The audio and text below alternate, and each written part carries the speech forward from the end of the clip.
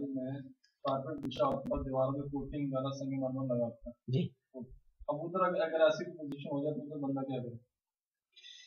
अब ये है कि आप जो फर्श होते हैं, यानी जो इसके नीचे बिछी होती है, क्या इसको बोलते हैं, कालीन बिछा होता है, उसके जो नीचे जगह होती है, अगर उसको उठाएं तो नीचे कुछ ना कुछ गर्द मौजूद होती है। इसमें बैठे कारपेट ये लगा तो यहाँ से आप साइड पे हो सकते हैं ना, अब ये नहीं है कि आप कोने पे हो जाएं, वहां पर जो दीवार है, दीवार से क्योंकि संगमरमर लगा हुआ है, ठीक है, या जो है ये जो होती है टाइलें लगी होती हैं, उन पर कोटिंग अक्सर नहीं होती है, टाइल जो होती है वो कोटिंग विदाउट कोटिंग होती है, जो टाइल होती है, और जो संगमरमर होता है वो जो दीवारों के साथ लगाया जाता है उन पर भी अक्सर तौर पर कोटिंग नहीं होती है, वो सिर्फ उसको रगड़ा जाता है, लेकिन उसको कोटिंग नहीं की जाती है बाकायदा तौर पर। हाँ, ऐसी पॉलिश जो जिसमें ऐसा केमिकल इस्तेमाल किया गया है, ठीक है, जो मिट्टी की जिन से ना हो, ऐसी पॉलिश 99.9% जो है वो पॉलिश जो की जाती है हाँ, जो कारपेट होता है ना, उस पर 90% ये गुमान होता है कि इसके नीचे जो है मिट्टी लाजमी है, गर्द मौजूद होती है, लिहाजा आप साइड के ऊपर उसको थोड़ा सा उठाएं और वहां पर तयम्मुम कर सकते हैं। बात यह है कि हम मुसलमान वैसे भी उज़्र की तलाश में रहते हैं।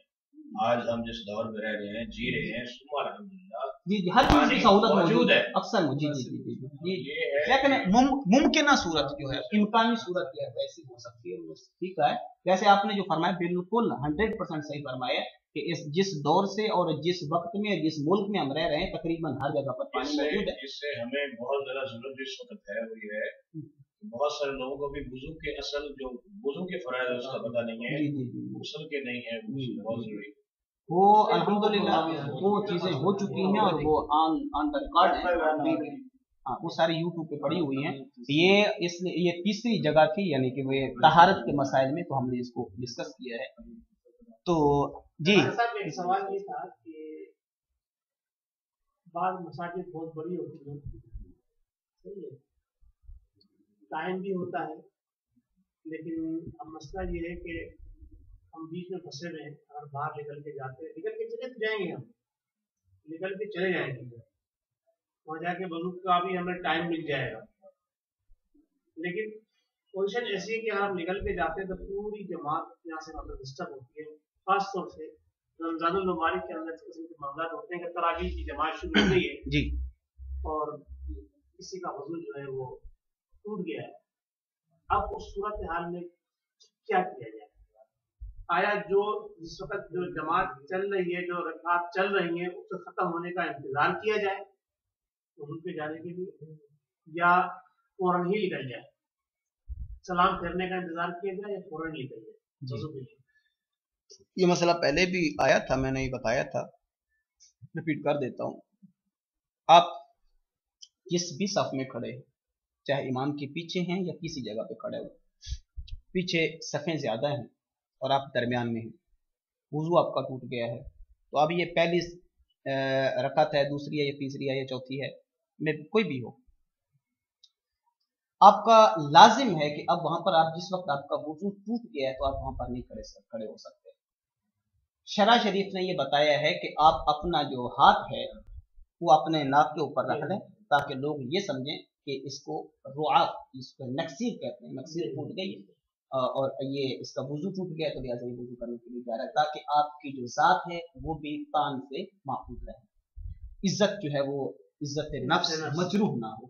ये शरा शरीफ की मतलब है कि इंसान की इज्जत नफ्स मजरूह ना हो। जितने भी आप मसाइल शरा शरीफ के देखें जिन पर हदें लागू की गई हैं, उनमें इज्जत नफ्स ही जो है वो मेन चीज है, जिसकी वजह से ये सारी चीजें शुरू हुई।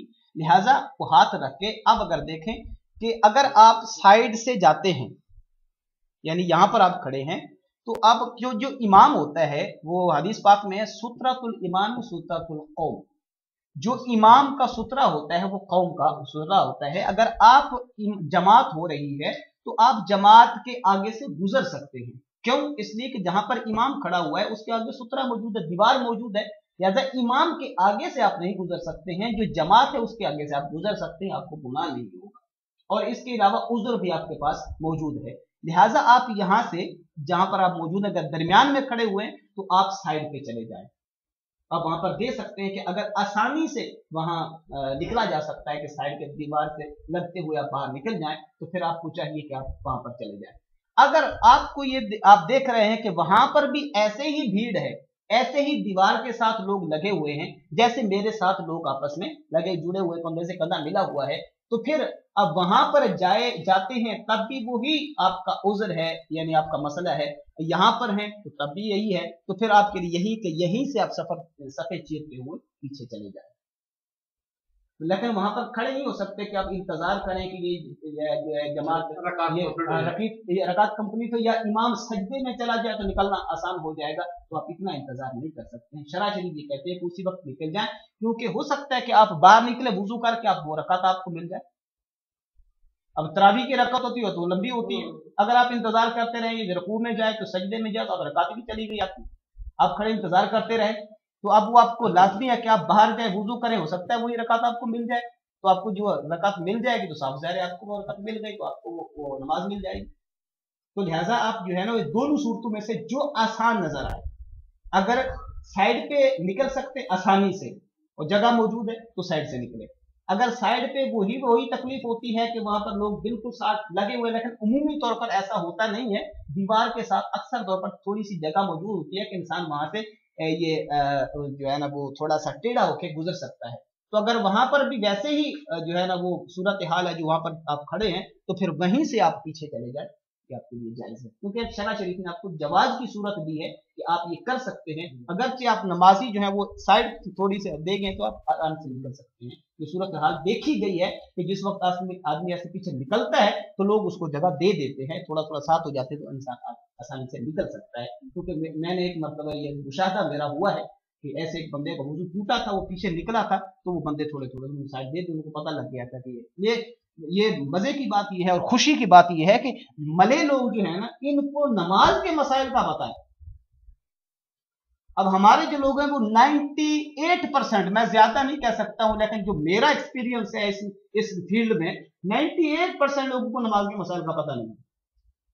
जिस वक्त नमाज पढ़ रहे हैं, अब जो काफी अरसे से नमाजी हैं, मसलन नमाजी है, नमाज पढ़ रहे हैं, वो भी आके ना पीछे खड़े हो जाते हैं, नमाज पढ़ रहे हैं, जो दूसरा बंदा आता है वो उसके साथ आके खड़ा हो जाता है।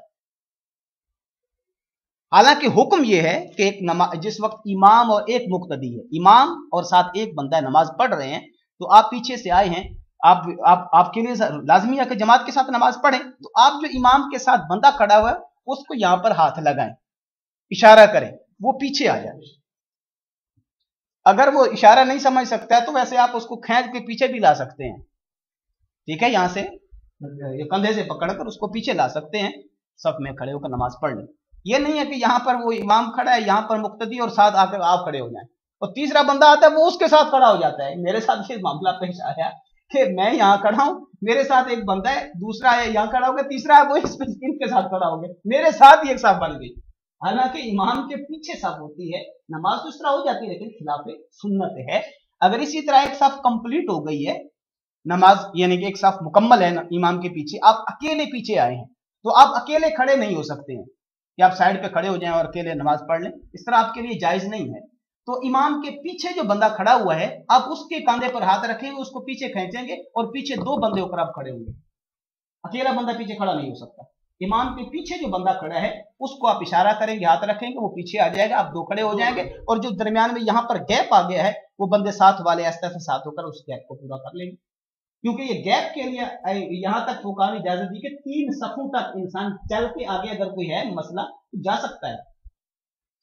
3 सफों तक, यानी एक अपनी सफ, एक अगली सफ, तीसरी सफ में इंसान चल के जा सकता है नमाज के अंदर, नमाज के दौरान। कोई ये सोचे कि मैं तो नमाज में हूं, अब ये कैसे पैर साथ करूं, तो कोई पैर घसीटते हुए ऐसे ले जाते हैं। घसीटना भी कोई जरूरी नहीं है, आप पैर उठा के भी, पाँव उठा के भी आप उस गैप को पूरा कर सकते हैं, या अगर ऐसी मजबूरी हो सकती है तो आप अगली सफ में आप नमाज पढ़ रहे हैं, इस सफ में है, इस सफ में आप खड़े हैं, नमाज पढ़ रहे हैं, अब ऐसा हुआ कि अगली जगह जो है वो खाली होगी, नमाजी जुमा का टाइम होता है या नमाज का टाइम होता है, आप यहां पर आपने इब्तिदा बांध ली है, लेकिन अगली जो सफ थी वहां का एक बंदा अगली सफ में चला गया, अब यहां पर गैप आ गया।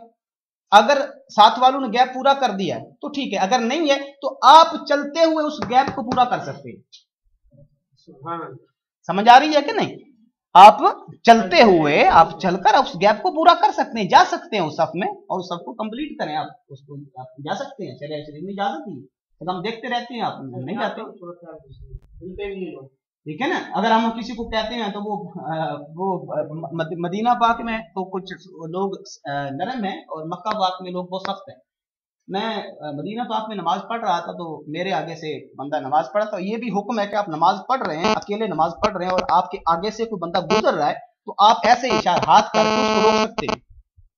नमाज पढ़ते हुए भी आपके आगे से कोई बंदा, ये नहीं है कि नमाज यहाँ पढ़ रहे बंदा वहां से गुजर आगे आगे जाकर उसको पीछे हटाएं, ये नहीं है कि अगर आपके सजदे की जगह से आपकी सफ से कोई बंदा गुजर रहा है और आपकी दस्तरस है कि आप ऐसे हाथ करके उसको रोक सकते हैं, तो आप एक हाथ से उसको इशारा करके रोक सकते हैं और रोकना चाहिए आपको। अगर नहीं, अगर उससे आगे गुजर रहा है तो फिर ठीक है, आप नहीं कर सकते हैं, दस्तरस नहीं है तो आगे जाकर रोकना जरूरी नहीं है। तो मैं नमाज पढ़ रहा था मस्जिद नबवी शरीफ में अल्हम्दुलिल्लाह, तो ऐसे मेरे आगे से बंदा गुजरा, 2-3 मरतबा ऐसे हुआ, वहां पर लोग ख्याल भी नहीं करते, यहाँ पर भी नहीं करते, तो ऐसे मैंने उसको इशारा कर दिया तो वो पीछे हट गया। 2 मरतबा ऐसे हुआ। तो जब मक्के शरीफ में गया तो वहां पर मैं नमाज पढ़ रहा था, मस्जिद हराम है, वहां पर ऐसे मेरे आगे एक अरबी था, वो गुजरा, मैंने ऐसे हाथ किया, उसने ऐसे जनाब हाथ मेरा पीछे किया और गुजर गया। ठीक है ना जी, उसने ऐसे हाथ मेरा पीछे किया, वो आगे गुजर गया। वो बहुत सख्त किस्म के लोग हैं, ठीक है। तो ये मसला ये है, आपको बता दूं, लेकिन किसी साहब का कोई और सवाल हो किसी भी जी बात होता है, आप लोग सुन्नत पढ़े होते हैं, पीछे से आगे वो इशारा करके जमात में खड़े होते हैं, इसके लिए कि आप इशारे से उसको इसके रोक सकते हैं, इशारे से ऐसे रोक सकते हैं, इसको समझ जाएगा कि ये नमाज सुन्नत पढ़ रहा है या नहीं पढ़ रहा। ये नहीं है कि वो साथ खड़ो आप नफल पढ़ रहे हैं या सुन्नत पढ़ रहे हैं और आप अल्लाह रसूल की बातें करना शुरू कर रहे हैं, तो ये नहीं है, क्योंकि फर्द जमात के लिए एक नमाज का होना शर्त है। यानी जोहर की नमाज है, दोनों की नमाज जोहर होनी चाहिए, फिर जमात होगी। असर की है तो दोनों के फर्ज असर के होने चाहिए। अगर आपकी कज़ा नमाज है, उसकी वक्ती नमाज तो नहीं होगी आपकी। शाफी में कहते हैं कि उनकी हो जाती है, नहीं पूछा तो कहते हैं नहीं, आपने साहब से किसी से पूछा है? शाफी को उस्ताद से पूछा था। देखिए, मैंने आपको ये बताया है, मैंने आपको एक उसूल बताया कि जब भी कोई मसला पूछना हो तो आप हमेशा किसी मुस्तनद आलिम दीन से पूछें। मैंने आपको बता दिया, ठीक है ना। आम बंदा है, आप उससे पूछें, वो अपनी समझ के मुताबिक, आपकी थिंक के मुताबिक आपको मसला बता देगा, ये मेरी थिंक ये। लेकिन नहीं, अगर किसी मसला किसी से पूछना है तो आप मुस्तनद, उस फिका के मुस्तनद इमाम से, मुस्तनद आलिम दीन से आप मसला दरियाफ्त करें। आम जो मस्जिदों के खतीब हैं, ये इमाम है, ये भी आलिम दीन कम है, इल्ला माशाअल्लाह, इनको जो पढ़ा हुआ लिखा हुआ मिलता है वो पढ़ के सुना देते हैं, ठीक है ना। ज्यादा ये मुताले में नहीं जाते हैं। 1-2 उलमा से मेरी ऐसे वो बात हुई है, तो लेकिन ये ज्यादा मसाइल नहीं जानते हैं। जो बाकायदा तौर पर ये पढ़े लिखे लोग हैं, ये गामा में बैठे हुए हैं, कि आम मस्जिदों में बहुत कम जाते हैं, वो गामा में बैठे, उनका मसाइल बताना, फतवा देना या ये जो खुतबे तरतीब देना, ये उनका काम होता है। तो आम जो है वो ये बस ठीक है, वो जिसमें जिस हमारे हाफिज होते हैं मस्जिदों के, उनको मसाइल का कितना पता होता है, या हमारे आम आवाम को कितना पता होता है। लेकिन जिसको जो 2-3 वो किताबें पढ़ लेता है या 2-3 उलमा को सुन लेता है तो वो खुद आलिम बन जाता है। तो इस तरह नहीं होना चाहिए, मसाइल उसको नहीं बताने चाहिए जब तक तहकीक ना हो, बगैर तहकीक के मसला नहीं बताना चाहिए, ये आप हमेशा याद रखें, क्योंकि कहीं वो मसला बताना आपके लिए वबाले जान न बनता। जब तक तहकीक मसले की ना हो, क्या सिर्फ मेरा जहन ये है कि ऐसे होना चाहिए, नहीं, शरीयत आपकी जहन के मुताबिक नहीं है, आपकी इख्तिराई शरीयत नहीं है। शरा शरीफ जो है वो बाकायदा तौर पर कुरान और हदीस और फिक़ह के मुताबिक है, उसके मुताबिक है। लिहाजा जी जी ऐसा है तो बंदा अपना जीते आगे जाते हैं, गंद में रोटा नहीं लेते, उनके बेचारे को थोड़ा मुश्किल के थ्रू आ जाते हैं, ये नहीं था किस्सा। जी, मैंने आपको बता दिया है कि अगर मस्जिद में भी बैठे हैं तो साफ ज़ाहिर है आप उसको बाहर जाकर गुस्ल तो करना है, ठीक है ना। तो गुस्ल करने के लिए वो बंदा बाहर मस्जिद के अंदर जो हमाम बने होते हैं या नहाने की जगह बनी होती है, वो फिनाए मस्जिद कहलाती है, ठीक है। अब वो फिनाए मस्जिद कहलाती है। फिनाए मस्जिद ये कहते हैं कि ये मस्जिद की दीवार है, मस्जिद की एक मस्जिद है, ठीक है। मस्जिद के भी 3 स्टेप होते हैं। एक मस्जिद का हाल है, एक मस्जिद का बरामदा है और एक मस्जिद का सहन है। ये तीन हिस्से मस्जिद के हैं, ये मस्जिद ही कहलाती है। उसके बाद आ जाती है कि मस्जिद की जो दीवार, चार दीवारी मिली हुई है, वो भी फिनाए मस्जिद कहलाती है, वो मस्जिद का हिस्सा और जुज कहलाती है। आप ये नहीं कह सकते कि अब जिस वक्त गेट आपने क्रॉस कर लिया मस्जिद का, अभी आप मस्जिद में अंदर दाखिल नहीं हुए, उसके जो एरिया है मस्जिद को उसमें दाखिल हुए हैं, लेकिन जो मस्जिद के हिस्से हैं तीनों में से किसी में दाखिल नहीं हुए, फकत गेट आपने क्रॉस किया, मस्जिद के एरिया में चले गए, लेकिन मस्जिद में दाखिल नहीं हुए। तो आप ये नहीं कहेंगे मैं मस्जिद के एरिया में गया था, मस्जिद में नहीं गया था। हर बंदा कहेगा कहाँ गया है जी, मस्जिद में गया है। तो वो मस्जिद का मिन वजहिन मस्जिद का हिस्सा होता है और उसको फिनाए मस्जिद कहते हैं। फिनाए मस्जिद में जाने से इतिकाफ नहीं टूटता है, लिहाजा अगर कोई बंदा वहां से तयम्मुम करके आराम से गुस्ल करके वापस आ सकता है, उसके लिए इजाजत है जी। और किसी का मसला हो तो पूछ सकते हैं, जल्दी नहीं है, नमाज अभी पढ़ते हैं, लेकिन मसला को जरूरी है पूछ लेना चाहिए। फिर 1 महीने के बाद हमारी बारी आएगी इंशाअल्लाह। हमारे दोस्त ने उसकी वाइफ ने उसने तलाक दे दी, तकरीबन 6-7 महीने हो गए, 1-2 बेटे उसके, वो दोबारा शादी उसके साथ निकाह करना चाहता, क्या उसका तरीका? निकाह जो तलाक दी थी वो कैसे तलाक दी थी? बस उसने कागजी तौर पर दे दी थी। कागजी तौर पर, कागज पर कितनी तलाकें लिखी थी? 1-2 या 3 ऐसे नहीं, ये नहीं मुझे प्रॉब्लम, उसने जब तक वो कागज नहीं देखा जाएगा या जिसने दी है उसका बयान नहीं दिया जाएगा, ऐसे मसला नहीं बताया जा सकता। ठीक है, जब तक जिसने तलाक दी है और जिसने ली है, या जिसने तलाक दी है वो सामने आए, उससे पूछा जाए तफसील, या जो कागज जिस पर वो तहरीर मौजूद है वो कागज सामने हो, उस तहरीर के मुताबिक मसला या फतवा दिया जा सकता है। वैसे अट्ठे सट्ठे पर फतवा या ये मसला नहीं बताया जा सकता जी।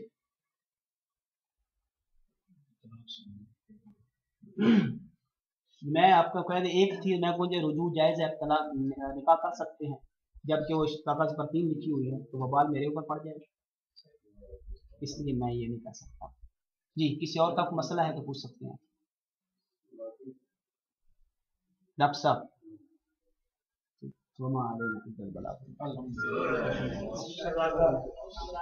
जो अगर वजू करना चाहते कर ले, जमा तैयार।